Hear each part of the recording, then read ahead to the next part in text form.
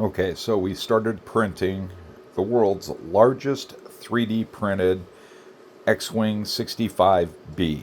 This will, just the body alone is 5 feet long.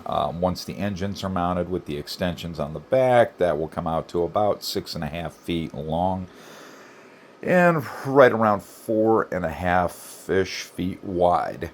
So as you can see here, we got our tape measure not exactly lined up, but just the body's coming in at 57 inches ish.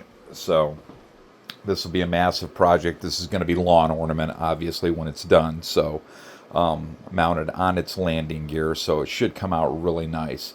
This is a 26-day print utilizing one Bamboo H2D, which I am splitting up some of the smaller pieces onto other P1Ss and an H2D, but it's still going to be about a 2.5 to 3 week finish just to get the print done. So just wanted to give you guys a preview to see what's coming.